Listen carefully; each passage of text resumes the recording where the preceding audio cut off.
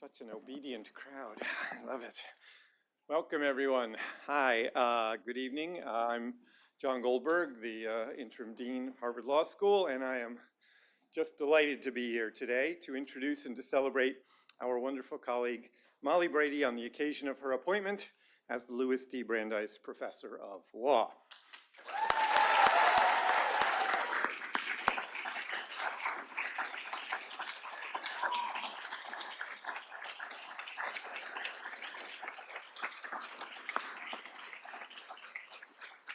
It's especially a joy to see so many of Professor Brady's colleagues here and students. Thank you, students. A true testament to the way in which she affects, for the better, the lives of so many in our community. Please join me also in welcoming her family members, her husband Jack, and her parents Brian and Martha Boyle.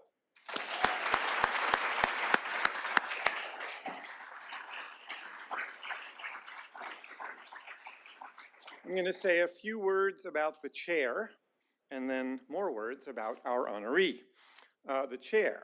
The Louis B. Brandeis Professorship grew out of a 1968 Ford Foundation grant to Harvard University for the creation of several professorships in urban studies. In 1972, the university, on the recommendation of then Dean Albert Sachs, changed the name of the portion of that endowment allocated to the law school to the Brandeis Professorship in honor of our 1877 graduate, the legendary lawyer and Supreme Court Justice Louis Dembitz Brandeis. The child of Jewish immigrants, who, by the way, earned the ire of some Louisville neighbors for their abolitionism, Brandeis began his legal education at Harvard Law School at the age of 18. He graduated as valedictorian, despite having such poor eyesight that he had to pay fellow students to read his textbooks aloud to him. Not bad. With his classmate Samuel Warren, he later set up a Boston-based law firm and published in the Harvard Law Review, still one of the most famous articles on law ever written, The Right to Privacy.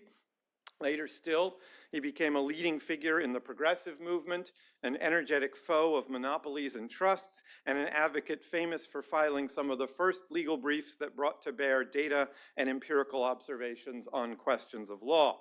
As a Supreme Court justice, the first Jewish member of the court, Brandeis wrote crucial opinions that, among other things, helped to shape the modern law of free speech. Brandeis remains a hallowed figure. Indeed, a prominent school of practitioners and scholars today declare themselves to be, and I quote, neo-Brandeisians. Doesn't exactly roll off the tongue. This is hardly surprising. Brandeis's moral but practical approach to law and his deep commitments to democratic self-rule, an open society, and local empowerment remain powerful ideals. Here at HLS, the chair named after him was for many years fittingly filled by the late Gerald Frug, whose teaching and scholarship transformed the field of local government law. And now the Brandeis Chair is equally fittingly bestowed upon our colleague, Professor Brady. One of the nation's foremost property law experts and a keen student of legal history, Professor Brady, in all of her work, offers brilliant and subtle explorations of the ways in which property and property law shape the lives of people and communities. In these respects, she is truly an heir to Brandeis. Also, like Brandeis, she bridges elegantly the sometimes daunting divide between scholarship and practice, most notably through her important work as a reporter on the American Law Institute's fourth restatement of property. Before joining the Harvard Law faculty, Professor Brady taught at the University of Virginia School of Law, where she was awarded the 2019 UVA Student Council Distinguished Teaching Award. She was also the recipient there of the 2018 Z Society, I want to know more about that, Distinguished Faculty Award for, quote, one outstanding member of the university's faculty who has positively impacted the student body, unquote. She earned an AB in history, summa cum laude, from Harvard College, where she was elected to Phi Beta Kappa, and was awarded the Harvard Radcliffe Foundation for Women's Athletic Prize for the top female scholar athlete. She then received her JD from Yale Law School, where she was the two-time recipient of the Parker Prize for Legal History Scholarship and was awarded the Quinton Johnstone Prize in Real Property Law, the Jewell Prize for Outstanding Contribution to a Yale Law School Journal, and the Cullen Prize for the best paper written by a first-year student. Not bad. Following graduation, she served as a law clerk to Judge Bruce M. Selya on the U.S. Court of Appeals for the First Circuit and practiced at Ropes and Gray here in Boston as a corporate associate focusing on intellectual property. After leaving practice, she was a member of the first graduating class of the PhD in Law program at Yale. Okay, almost done. As pretty much anyone in this room will attest, the paper record that I have dutifully recited, impressive as it is, only scratches the surface. Professor Brady is, as I've already said, a leading scholar, but she is more than that. She is someone who, in a Brandeisian spirit, builds scholarly communities. As it turns out, she and I both toil away in the verdant fields of private law, property, contracts, torts, that sort of thing. And so we sometimes attend the same academic conferences.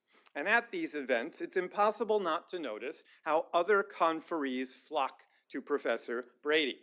This is partly because she is a font of entertainingly bizarre tidbits from legal history, usually involving something weird that happened in merry old New Haven. Yet at the same time, she somehow manages to keep track of all that is trending on TikTok. More importantly, it is because she is a gracious listener, a fantastic interlocutor, and an idea generator. Professor Brady is also an astonishingly thoughtful teacher. Indeed, I am not exaggerating when I say that she has prompted many of us here at HLS fundamentally to rethink how we teach courses, particularly 1L courses. For example, it is in no small part thanks to her that Canvas discussion posts are now central to many of your classes. Students, you're welcome.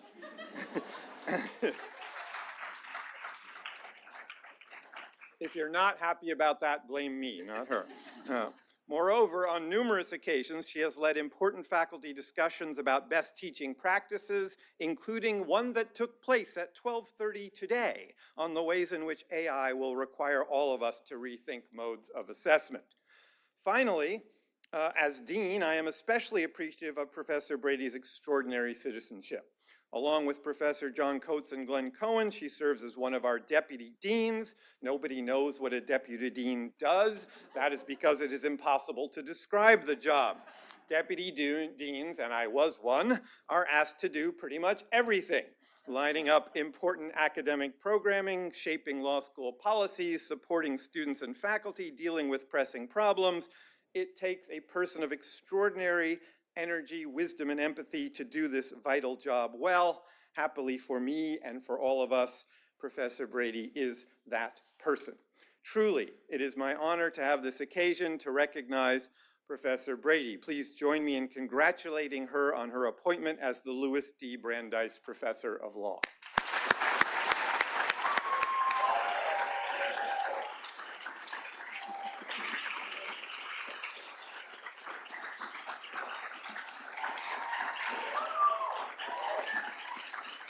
Wow. Thank you. Thank you, thank you. First, thanks for the introduction, John. I couldn't be luckier than to be John Goldberg's colleague and a fellow steward, as he has mentioned, of the private law enthusiasts at HLS. There are dozens of us. And his example frightens me because he does it all. He's a reader, a teacher, a mentor, a colleague, and now a leader. And he's a really unattainable role model. We're all really lucky to have him in this moment. I should take this brief opportunity to say that if you're here for a flu shot, you're in the wrong Milstein. So you can go across the hall. There will be no shots in this lecture. I just had to get that out of the way. It is a real honor and privilege to be here. I'm soaking it all in, giving a chair lecture tonight. These are an unusual genre, so I'm sure at some point they were just ordinary talks, but my fellow Gunner faculty members have given chair lectures recently that turn them into basically magnum opuses. They're lectures that simultaneously explain how the person came to be, all of their past work, and the major intellectual contributions ahead of them, all while seamlessly weaving in the story of the chair's donor, even when that donor is a 19th century Boston bakery chain that went bankrupt in a products liability scandal. That's not a real chair, by the way. So while I can't pretend that this chair lecture will live up to that high bar, I will hew close to the traditional form, which means I will start with many, many, many thank yous. Over my career as a faculty member, there have been 3 faculty assistants that have made my life possible, even when that life involves ordering a lot of bagels and going through a lot of reams of paper because I can't read on a screen. So that's Penny Newell at the University of Virginia, Ashley Davis, and Matt Nicola. Additionally, there are so many staff members here at the law school that I couldn't possibly name who make my life better, from the dining workers who caffeinate me, to the wonderful people who recruit our classes of students, the people in the dean's office and the Office of Academic Affairs. Thanks to each of you for everything.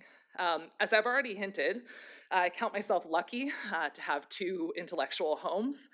So Dean Risa Goluboff at the University of Virginia, countless wonderful students and colleagues there gave me my first chance to do this job and taught me a lot about what it means to be both a teacher and part of a true scholarly community. Here at Harvard, 1 perma-dean and 1 interim dean, Johns Manning and Goldberg, have supported my work as both individuals and bosses. Both have the rare capacity to make me laugh on the worst days. Only one of them has personally showed up to sing happy birthday in my office. I won't say which, but you can guess. The other one still has a chance. It's in 3 days. There are so many fellow professors who have made a difference in my life by being generous readers and colleagues. Many are here at Harvard in this constellation of buildings. I've been especially lucky to have incredibly good office neighbors, including Liz and Guy, who are here. But there's one professor not at this institution who scoffed at me during an entry-level job interview that I'd never made an argument in anything I'd ever written before 20 of the most miserable interview minutes of my life. To him, because of course him, I'd like to dedicate the fact that I was a tenured chair deputy dean at a school where he doesn't work by the time I was 36.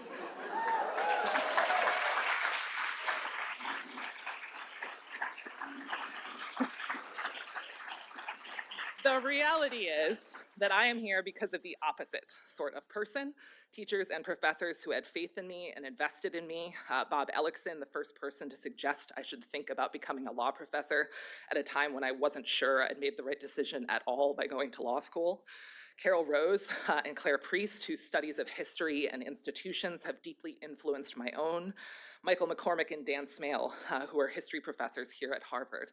I intended to come here and study government or social studies like every good little freshman that was headed to law school, but a gen ed course on Charlemagne blew my mind my first year.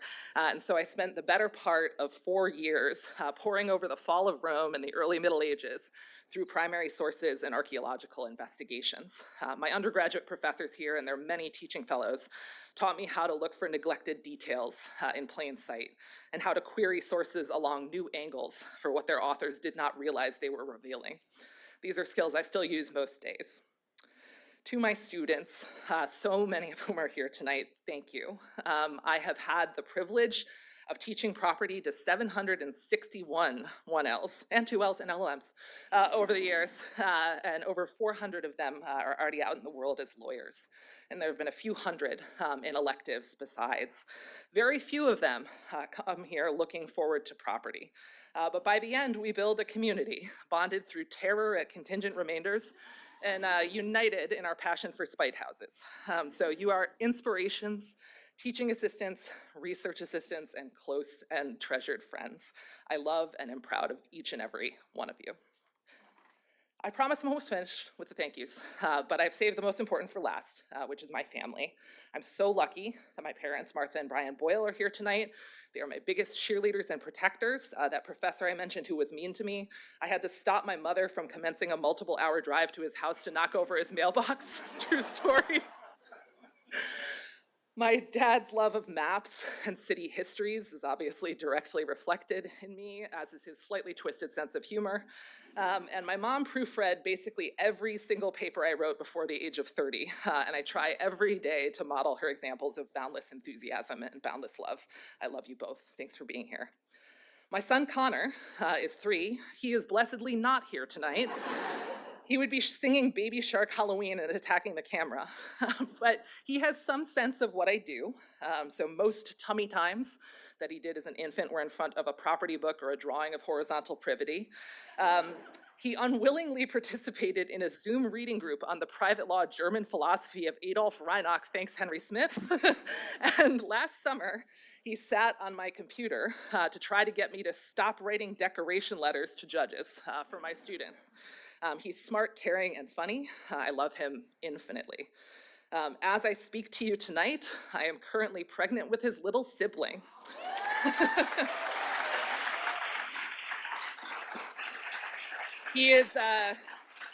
He's due in the spring. I don't think he can hear yet, but I'm gratified that his brain will probably be online by the time we get to the takings clause in property in November, so that's good. Finally, my husband, Jack. As several of you know, Jack and I met here at Harvard as teammates on the track team when we were 18 and 19 years old, shouldn't be allowed. There's no better word that I could use to describe Jack than teammate. Jack has consistently bet on me, on us at every opportunity, no matter how risky, no matter the personal cost. When I left him here in Cambridge to go do law school somewhere else, when I quit being a lawyer to go do a brand new PhD at Yale, and when I decided to move here as a junior lateral without tenure, even though at the time it seemed risky because it hadn't been done before. He goes first in every footnote in my articles. Yes, it's because of the alphabet, but also because he reads every single one, and even this lecture. To be sure, sometimes his comments could use work, such as when he wrote, "I think more law review articles should be this length," in the margins of the shortest thing I'd ever written. Nevertheless, he has come to love my subject as much as I do. He's a remarkable teacher and coach in his own right. Our family and the world is so lucky to have you. I love you too.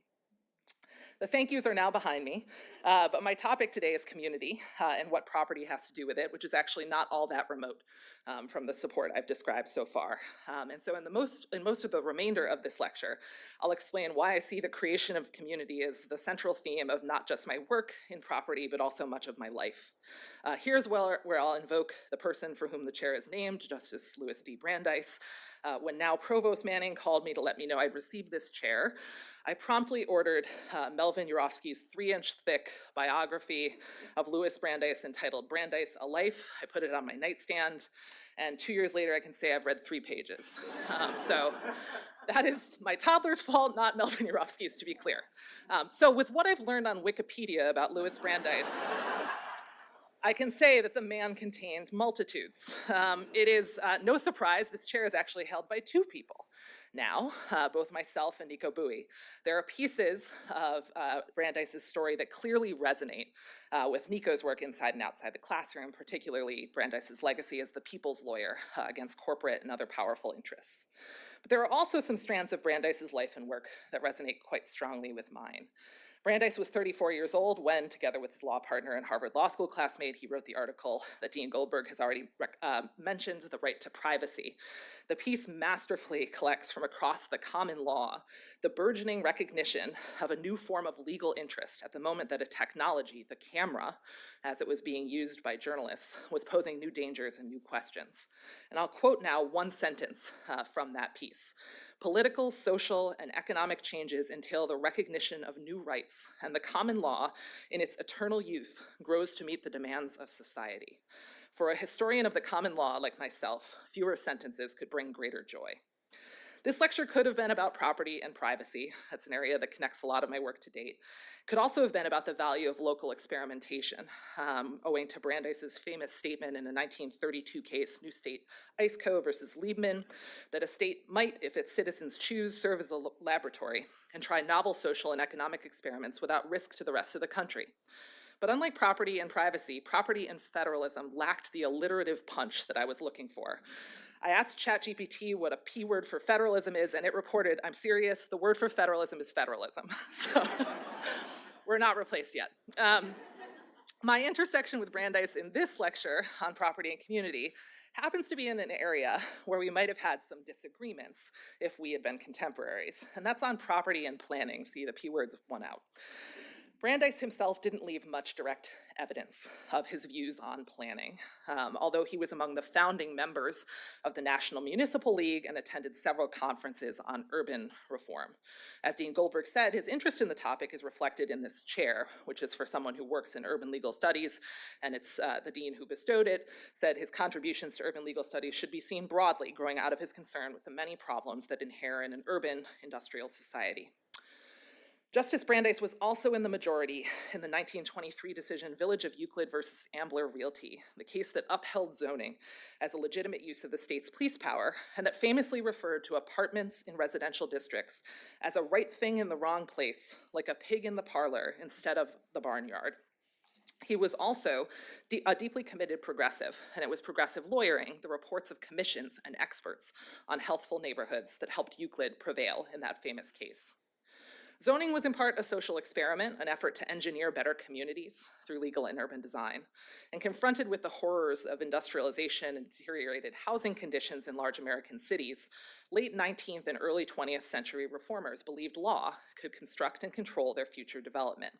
So it's my aim in this lecture to show you a few things, what we can learn by studying the kinds of communities those reformers hoped to create, why most of those plans were ultimately destined to destroy rather than build community, and what today might make for more successful places.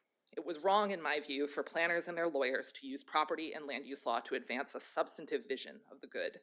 Property and land use are instead at their best when they create both processes and physical places that generate social capital. Let's go back to understand what went wrong, and for that we have to start at the dawn of urban planning.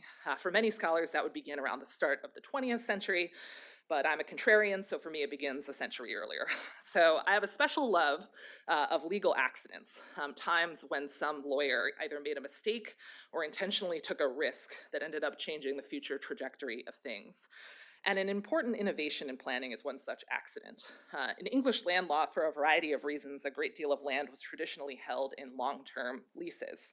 Leases are quintessential contracts. Landlords and tenants made all sorts of promises in these long-term agreements about what could and couldn't be done on property, what sorts of buildings and improvements might exist, and so on. At some point, an unknown lawyer decided to put this sort of promise not in a lease, but in a deed transferred during a sale. This was a pretty significant leap. When the deed was transferred, the seller and buyer were no longer in a contractual relationship, unlike the landlord and tenant, but the buyer would be held to their promise. This sort of thing became known as a covenant, but to avoid scaring one else, I'll call it a deed restriction. Other lawyers followed the example our unknown rogue set, putting in deed restrictions intermittently for a few centuries prior to 1800, often binding purchasers to maintain infrastructure like streets and fences. Two related changes in the early part of the 19th century made deed restrictions take off as a planning tool on a hitherto unprecedented scale. One was about fashion, the other was about technology. In the 1820s, inspired by fashionable London developments, some early Americans began planning garden square developments or building schemes. If you've been to London, you've no doubt seen these squares. They're open green space surrounded by similar looking flats or townhomes.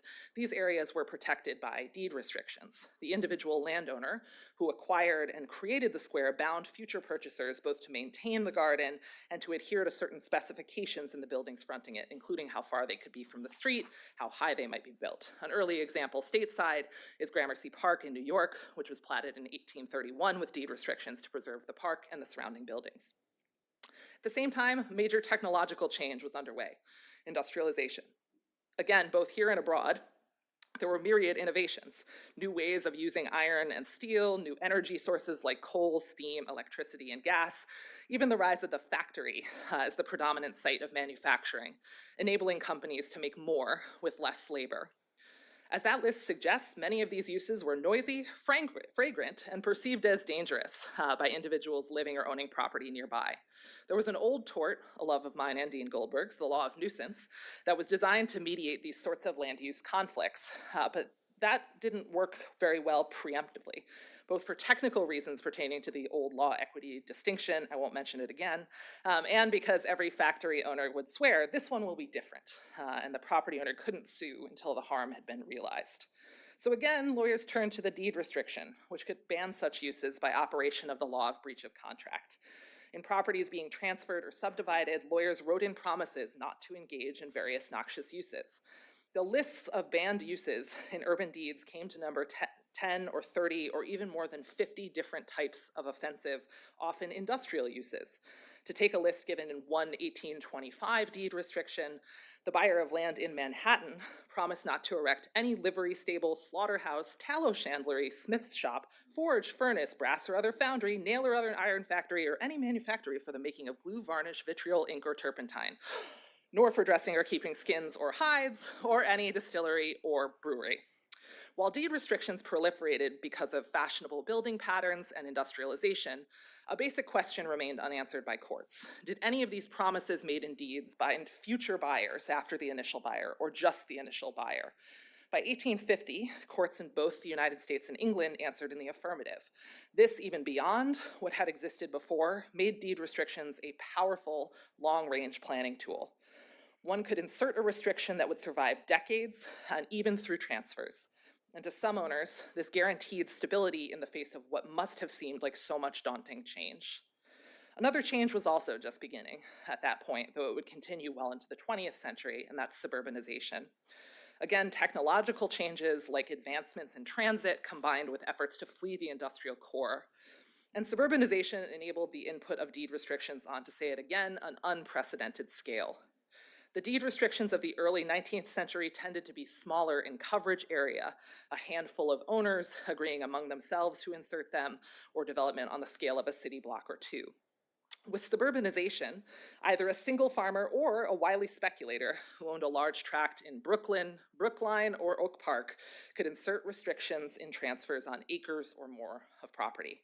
Suburban developments advertised their deed restrictions on billboards and in newspapers just as they advertised their street plans and other amenities. Along the way, those old nuisance deed restrictions had been quietly morphing. You'll recall the earliest restrictions covered largely industrial uses, things with obvious external effects like tanneries or slaughterhouses. Across the decades, new uses, some of which had less clear external effects, started to appear in deed restrictions. Some of the earliest things that began appearing in long restricted lists included theaters, stage shows, saloons, and alehouses. Fun. These uses sit at an intriguing intersection. One can imagine how a rowdy saloon might well generate the sort of noise that new residential owners would want to prevent, but each of these uses also had another two features. First, they tended to attract certain people. And second, they might lead even good people toward immoral behavior. For this latter reason, theaters and the like were actually frequently challenged as nuisances, in addition to getting listed in deed restrictions as they evolved. My favorite two examples, albeit from a later period, both happened in New York. In 1884, no less than Sullivan and Cromwell represented a Manhattan jewelry business against a puppet show featuring a human skeleton. Exciting.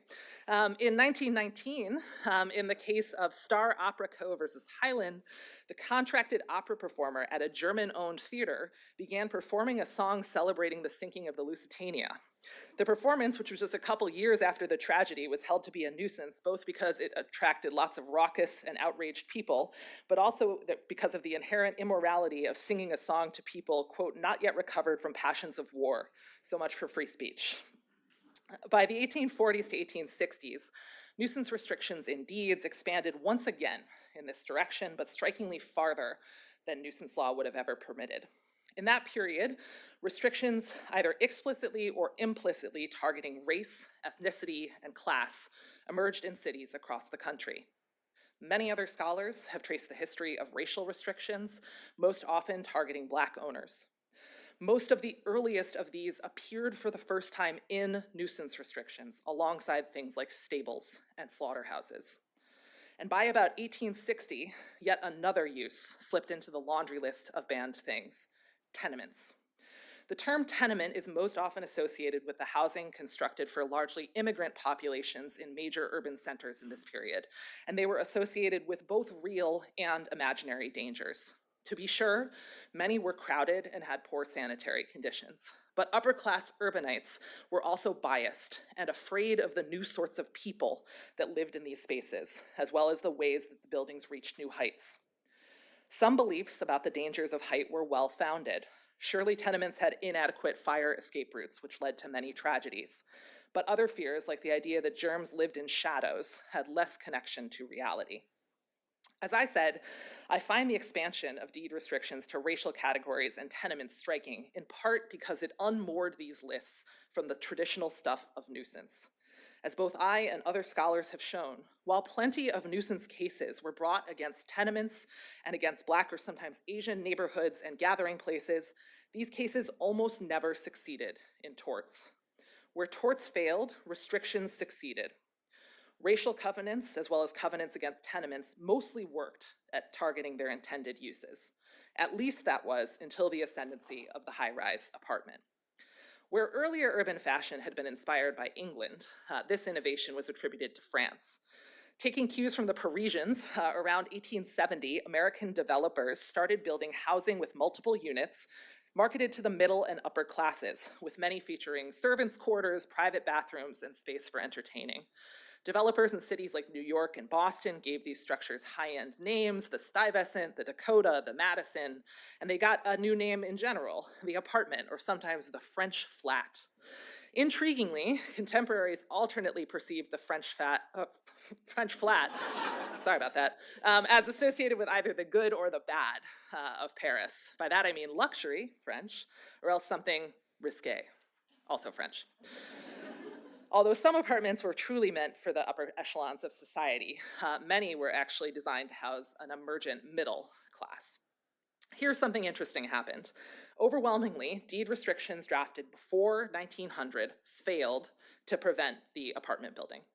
In case after case, judges across the country rejected the idea that restrictions against noxious uses, nuisances, or tenements could be interpreted to reach these new higher-end forms of housing for city dwellers. Some judges emphasized the different class of occupant. Others attempted to find bright-line rules that are comical in hindsight, such as the notion that the difference between apartments and tenements was the presence or absence of a bathtub. In parallel with these developments, the drafters of other restrictions sought to try to specify what could be built rather than what could not. And this was risky from a legal perspective. While courts readily accepted restrictions that prohibited owners from particular acts, they were suspicious of restrictions that required owners to take affirmative actions. This is, of course, reflected elsewhere in legal doctrine, some hesitation to compel individuals to do particular things as opposed to requiring them to refrain from others. So at about the same time, drafters began putting restrictions in developing areas, limiting parcels to houses, then private dwellings, then first-class dwellings, then single private dwellings. But time and again, courts declined to enforce these restrictions against duplexes, flats, and apartments. There were several interconnected reasons for this series of holdings. One was the level of deference owed to private deed restrictions. A longtime canon of construction led judges in the event of doubt to favor the free use of property, and so adopt the least restrictive interpretation. That meant ambiguities were resolved in a restriction breaker's favor. Owners in many American cities could be put in two different groups, either restriction breakers, those seeking to take advantage of new opportunities posed by dense housing, and on the other side, those desperately seeking to maintain and preserve neighborhoods of more traditional standalone homes. In cases in this period, one can see among judges the lack of consensus on the objectionability of dense housing. Indeed, the court decisions themselves show many other judicial conceptualizations of the problem at which restrictions limited to private dwellings or first-class dwellings were aimed.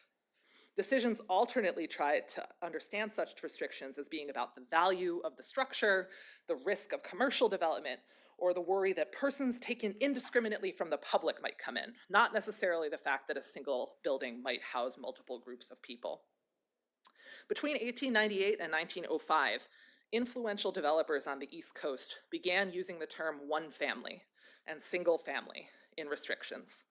isolated land barons in Boston and Worcester, hard to believe, the T.B. Ackerson Company in Brooklyn, Dean Alvord, another Brooklyn developer who also developed a lot of villages in Long Island, including Belterre, which would become very famous for other reasons later on, for not unrelated ones. Within a decade, unlike terms like tenement or private dwelling, the terms single family and one family proved uniformly successful across jurisdictions at prohibiting all forms of dense housing, from the apartment to the duplex and the basement rental. Developers learned from one another and from these cases quickly. New deed restrictions starting after 1905 turned emphatically toward the family unit, particularly the single head of household, as the defining characteristic of the desirable home. The term single family, which became synonymous with the uniquely American form of zoning, the single family district, it was battle tested in contracts for many years before it ever appeared in a piece of legislation. Much of my research has been devoted to illuminating this long private law history to show that zoning did not emerge out of a vacuum. The form it took in the United States was an outgrowth of a century of preceding legal developments. This connection was made explicit in committee discussions of the first zoning ordinance to use the term single family, which came from Berkeley, California in 1916. The members who were considering zoning discussed the prevailing norm in new deed restrictions of the, quote, single family dwelling house with the usual outhouses and appurtenances before they adopted a single family ordinance of their own.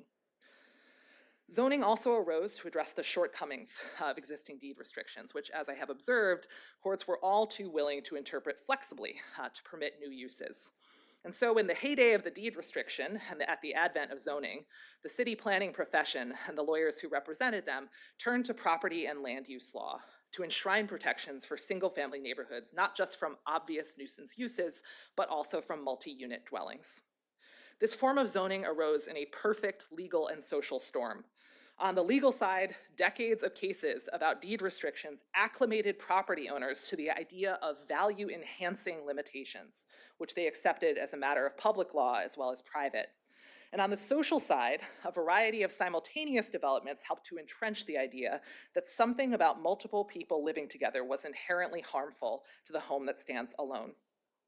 Proponents of planning argued that even middle-class apartments brought more traffic and noisy automobiles. One early 20th century case described apartments as offensive because they brought increased deliveries of autos, taxis, milk wagons, and coal wagons. Hard to imagine today.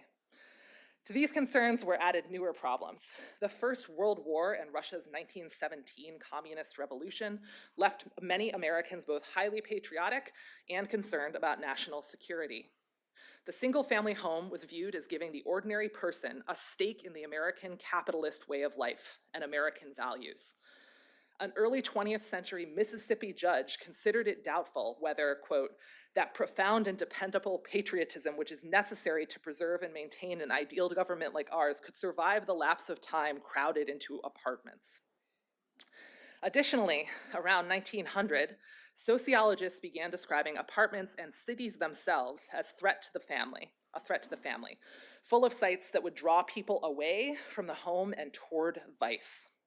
These tropes dovetailed with a progressive era theory known as race suicide, espoused by numerous progressives, including President Theodore Roosevelt. It referred to the idea that wealthier white people were slowly becoming extinct by having smaller families, while the poor, feeble-minded, and immigrant classes were expanding. Both zoning and deed restrictions could be used to restrain the city and encourage the single-family home, where reformers believed families could produce and raise healthy children. In 1919, one judge wrote in an Ohio case, "We must all concede that the apartment house has a destructive effect upon the birth rate and a tendency to race suicide. When we see the robin in March, we say spring is nigh. When we see a woman exercising a bleary-eyed Spitz dog clothed in soft wool raiment and attached to a silken cord, we know an apartment is nigh, but we see no smiling children gamboling around its doors." Judges were different back then. For that judge, a woman with a dog in a sweater, rather than a child, was the picture of degeneracy. Lastly, the 1918 flu pandemic gave lawyers a new way to link the apartment to disease. Those of us who haven't fully blocked out the pandemic will remember the ways that city and apartment dwellers panicked about contagion in urban environments, even just a few short years ago. It's no surprise that as Americans left the devastation of the flu behind, zoning seemed a way to thwart unknown potential ills. The planners had a few things fundamentally wrong. Some of their ideas are obviously shameful and backward, but they also presumed that the systems that they were designing, whether zoning or deed restrictions, would be flexibly adapted to changing conditions if ever really needed. Both predictions proved incorrect. Zoning in restrictive ways created a new form of entitlement in the neighborhood, a claim held collectively by some set of neighbors to the neighborhood as it is, resistant to change. Until the last decade or so, empirical research has shown that single-family districts were nearly never liberalized to permit other types of uses. As for deed restrictions, lawyers initially believed that judges would strike down deed restrictions that were long or unlimited in duration, which led them early on to time limit provisions. But in a bizarre and unexpected doctrinal turn, judges were actually more likely to strike down time-limited restrictions rather than perpetual ones on the grounds they were of limited remaining value to the neighboring property owners. This led any property owner worth his salt to begin drafting perpetual or automatically renewing restrictions, which only became easier in the 1960s with the advent of forms like the condo and the homeowners association. Today, courts interpreting restrictions in these kinds of developments have indeed adopted the exact opposite canon that the judges the one that the judges had a century earlier. So instead of interpreting restrictions to favor the free use of property, they defer to all restrictions unless truly arbitrary, a threshold that's basically never reached. On top of the restrictive zoning across much of the United States and especially its suburbs, as of this date, nearly 1 in 3 Americans lives in a homeowners association, meaning both private and public law cooperate to prevent newer forms of housing. What the progressive planners had in mind was mostly a substantive vision of community, homogeneous, spread out, tending to limit the propagation of undesirable elements of society. And with the means they pursued toward that substantive vision, they doomed the potential of many future places. The single-family district, especially in the suburb, tended to shred community. Became easy to live one's life remote from neighbors on isolated cul-de-sacs with no connection to the environment or the people that surrounded them. One might ask whether planning was the problem or the specific plans these early city planners advanced, and I think it's difficult to separate the two. To be sure, the environmental and social consequences of urban sprawl are well known and were not inevitable. But humans, it turns out, are fairly terrible at long-range planning. Some early stars of the planning movement, like Frederick Law Olmsted Jr., who's responsible for some of the great urban green spaces, recognized the risk that plans would prove an impediment to, rather than a facilitator of, proper growth. In 1911, Olmsted wrote, "We must disabuse the public mind of the idea that a city plan means a fixed record upon paper of a desire by some group of individuals prescribing, out of their wisdom and authority, where and how the most important changes and improvements in the physical layout of the city are to be made. We must cultivate in our own minds and in the mind of the people the conception of a city plan as a device or piece of administrative machinery for preparing and keeping constantly up to date a unified forecast and definition of all the important changes, additions, and extensions of the physical equipment and arrangement of the city in a way that would avoid both wasteful action and wasteful inaction." The challenge proved to be that plans generated expectations, entitlements, and path dependencies in the minds of some property owners who would fight tooth and nail against the sort of change that Olmsted envisioned. And who can blame them? As of 2023, 81% of people in the United States between the age of 70 and 75 own their homes, most as the highest value asset they might plausibly pass on to family or sell to finance their later care in life. Individuals in most American towns and cities oppose change not because they are attached to the people in their communities, but because they fear the value effects any change would have. Despite the single-family world they produced, the planners did have something very right, something that got lost as time planned, particularly in the suburbs. Dating way back to the garden squares of the 1830s, early residential plans in the United States featured centralized parks designed for social life. Some hosted social institutions like churches, town buildings. Others featured art or infrastructure, places to gather, connect with the others in one's physical proximity.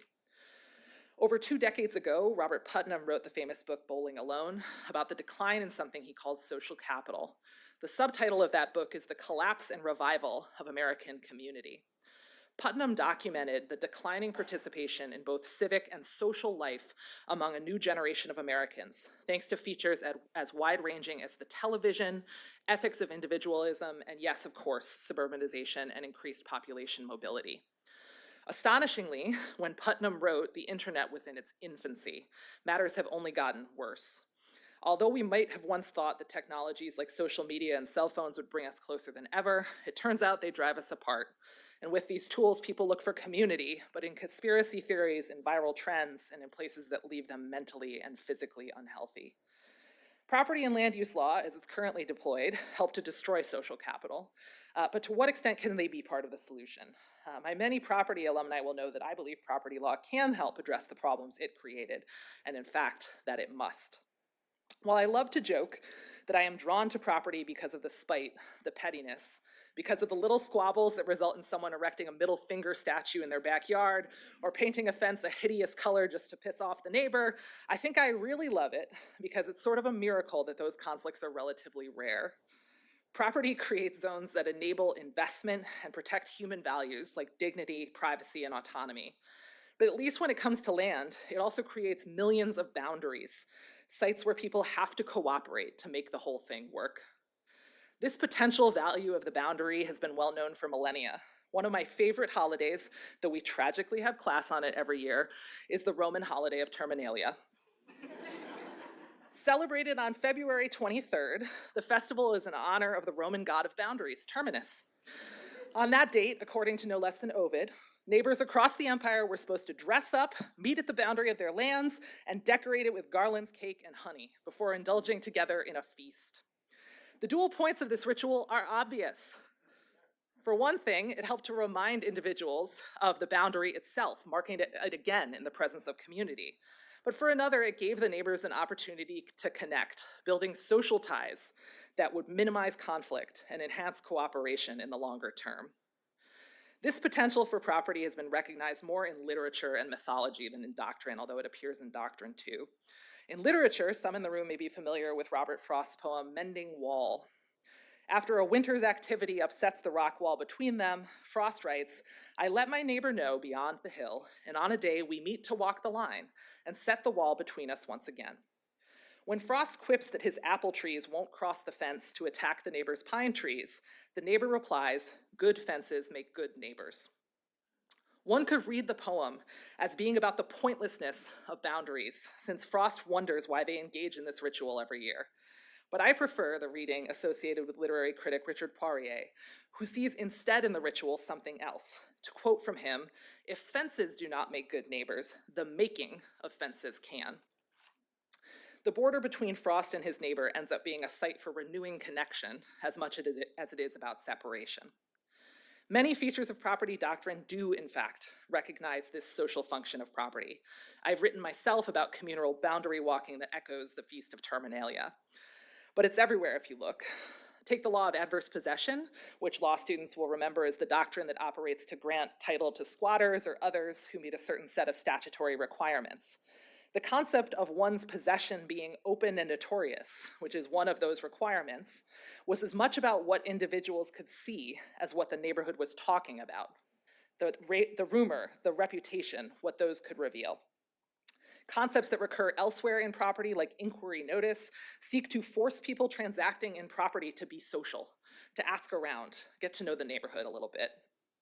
I think property and land use law do their best work when they encourage this kind of social interaction, either by creating physical places for it or granting legal value to processes likely to generate it. I've elsewhere called this the sunny side of exclusion. The idea that processes that require intensive local interaction may be worth their costs, despite the fact they're harder to standardize or abstract away from the land and the people on it. In many ways, I take my inspiration from the inside joke. We have plenty of them here at Harvard, as we see every spring in Parody. Bonds that are built on shared, closely held knowledge, like the fact that Christy Jobson knows a frightening amount about each of us, or that something's a little off about the BSAs. Property can function similarly, generating bonds among people in physical proximity by virtue of shared customs and knowledge. To be sure, property has often been used for exclusivity in troubling ways, but closely held things are only bad when deployed for bad ends. There are plenty of information-intensive practices that we actually deem social goods. So what can property and land use law do to build rather than thwart community? I see it operating in at least 3 dimensions. One is at the level of legal doctrine. Property ought sometimes to give more credence to the customized over the standardized, because it would create incentives for social behavior. Legal doctrine should also take steps to avoid the sorts of perpetuities it helped to create as a matter of both public and private law. Doctrines that invalidate longstanding deed restrictions or that compel localities to revisit their zoning plans would help undo the path dependence that these forms have helped to create. The second's at the level of urban design. Laws have helped to limit the potential of more recent planners to address ongoing problems like the housing shortage. Laws like parking minimums, building codes requiring certain staircases, and the like. It's low-hanging fruit to eliminate the legal obstacles standing in the way of better forms of living, innovations that would lead to more walkable, livable social spaces, rather than the sterility of much of our developed land area. The third's at the level of process. This includes revisions to existing processes, but also legal recognition of the new ones that offer greater potential for the generation of social capital. New forms of legal ownership like co-housing and land trusts are exciting developments built around rethinking how people interact with the land and the people around them. The laws that have empowered homeowners associations to become the draconian instruments of tyrants could be reformed. The public hearings about land use matters, long channeled to hours-long evening sessions that no working person or parent can attend, could be improved with both technology and education. Voters in my generation and below, millennials, shout out, and Gen Z, we have staggeringly low rates of homeownership and savings as compared to the generations that came before us. We ought to be active participants in the local political matters that affect towns' capacities, not only to build wealth and individuals' capacities to build wealth, but also places that there are sites for building community. Many of these changes are hard because they arise not from organizing to make demands of others, but rather by coming together to build something. It takes hundreds of aggregated choices and an immense amount of localized lawyering, policy making, and decision making. And that leads me to the final word I want to say about the community that's close to home, which is the one here at HLS. We're located tonight in a community that's been through a lot, especially in the last year. After the height of the pandemic, when it became safer to socialize again, I started trying to organize get-togethers for groups of faculty at local watering holes or people's houses. After about a year of doing this, a senior colleague told me a perhaps apocryphal story. Decades earlier, it had actually been standard practice for the Harvard Law faculty to invite one another to each other's homes for dinner or drinks. However, the senior colleague relayed that some individuals on the faculty at that time gleefully bragged of destroying that tradition, believing that social ties would make it harder to have the kinds of intellectual, oftentimes quite personal disagreements they deemed necessary for the pursuit of truth. If I could list one thing that is the opposite of what I stand for, it would be that. And this is not idle Pollyanna talk. Burdening our relationships, failing to tend to our community has immense consequences for every institution, as well as on society and the person. We need only look at the Harvard study of adult development to see how it cashes out at the individual level. In that study, Harvard scientists have famously traced hundreds of Harvard undergraduates and Boston residents for, in some cases, as long as 80 years. The one thing that holds most true across both populations is that community, the close relationships and friendships that constitute it, is the best predictor of both long-term happiness and long-term health, even above medical indicators. The work of building community is hard. It involves a lot of grace and 1,000 minuscule decisions to be generous and be kind. The choice to try in all but the most severe circumstances to mend the boundary rather than obliterate it recognizes the upside value of sites that could otherwise bring us into conflict. It also recognizes that we need our neighbors and our community, not just to drag in the trash can when we're away, but as fellow members of a political community striving toward good. Unless you're a horrible TikTok influencer who films yourself doing nice things for clout, The choices that build community probably don't generate social media slogans. They may not win you any prizes, but these choices, although they're often unseen and unrewarded, are the quiet foundations of a more connected and more resilient society. They remind us that the small everyday bonds that we build over physical spaces and in our social networks have the power not just to transform our neighborhoods, but also our world. Thank you very much.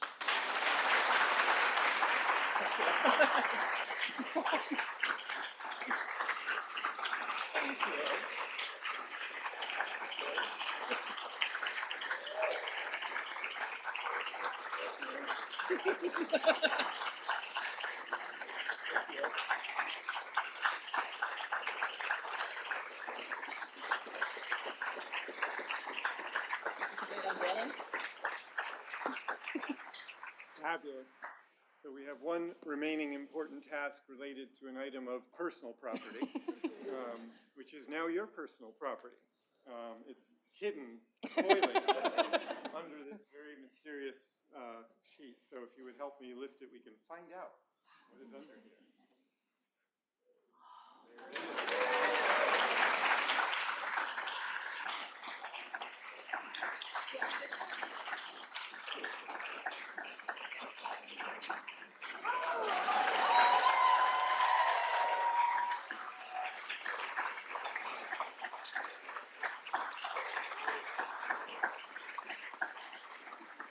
Thank you all. Please join me once again in congratulating Professor Brady as the Brandeis Professor of Law.